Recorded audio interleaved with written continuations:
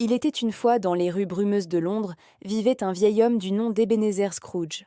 Son cœur était aussi froid que la glace, et son sourire aussi rare qu'un rayon de soleil en plein hiver. Scrooge détestait Noël. En réalité, il ne semblait rien aimer, à part le son des pièces de monnaie qu'il comptait inlassablement. Son unique employé, le bon Bob Cratchit, grelottait devant un feu minuscule, mais ne se plaignait jamais de la radinerie de son patron. Un soir de réveillon, alors que la ville scintillait de mille feux et que les chants joyeux résonnèrent dans les rues, Scrooge rentra chez lui. Sa demeure était sombre, silencieuse et glaciale, tout comme son âme.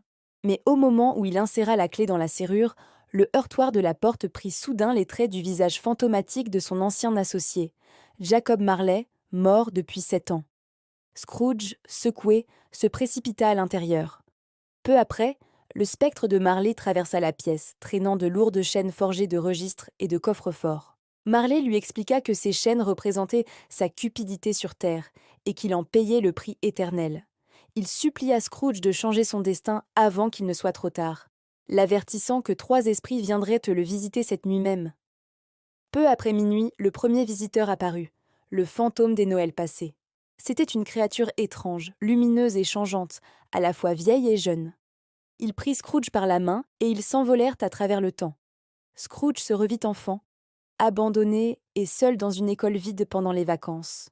Il se revit jeune homme, plein de vie et d'espoir, dansant lors d'une fête de Noël. Puis il revit Belle, la femme qu'il aimait, le quittant, le cœur brisé, parce que son amour pour l'or avait remplacé son amour pour elle. Le cœur de Scrooge se serra. Pour la première fois, il ressentit le poids de ses choix et la tristesse de ce qu'il avait perdu. Ensuite arriva le fantôme des Noëls présents, un géant jovial, vêtu d'une robe verte bordée de fourrure. Il emmena Scrooge à travers les rues animées de Londres, lui montrant la joie et la chaleur qui régnaient partout, sauf dans son propre cœur. Ils s'arrêtèrent invisiblement dans la modeste maison de Bob Cratchit. Là, malgré leur pauvreté, la famille riait et partageait un maigre dîner avec une gratitude immense. Scrooge remarqua le plus jeune fils, Tiny Tim, un petit garçon fragile appuyé sur sa béquille, mais dont l'esprit était plein de courage et de bonté. Le géant avertit Scrooge que si les ombres de l'avenir ne changèrent pas, l'enfant ne verrait pas le Noël suivant. Scrooge fut profondément touché, réalisant l'amour et la résilience qui existaient dans la vie de cet employé qu'il traitait si mal. Enfin, une silhouette sombre et silencieuse s'approcha, enveloppée d'un grand manteau noir, le fantôme des Noëls futurs. Sans un mot, il montra à Scrooge des scènes lugubres. Des hommes d'affaires parlaient avec indifférence de la mort d'un vieil avare. Personne ne pleurait sa disparition. Puis, il le transporta de nouveau chez les Cratchit. La maison était silencieuse et une petite béquille reposait, seule, dans un coin.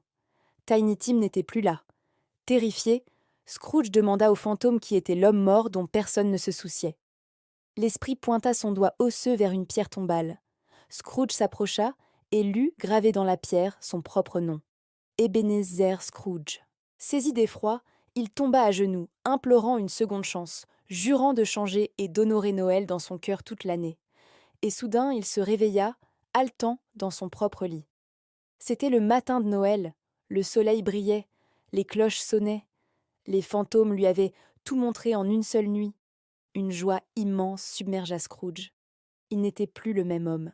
Il se précipita à sa fenêtre, riant aux éclats, et héla un garçon dans la rue pour qu'il aille acheter la plus grosse dinde du boucher et l'envoie anonymement chez les Cratchit.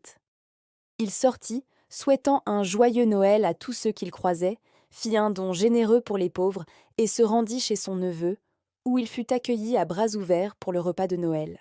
Le lendemain, il augmenta le salaire de Bob Cratchit et devint un second père pour Tiny Tim, qui, grâce à ses soins, ne mourut pas.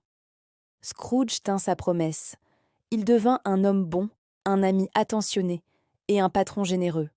On dit de lui qu'il était celui qui savait le mieux fêter Noël. Et ainsi, l'histoire d'Ebenezer Scrooge nous rappelle que la rédemption est toujours possible et que même le cœur le plus gelé peut fondre et apprendre à aimer. Merci d'avoir écouté cette histoire magnifique. N'oubliez pas de vous abonner pour plus de contes inspirants. Joyeuses fêtes à tous!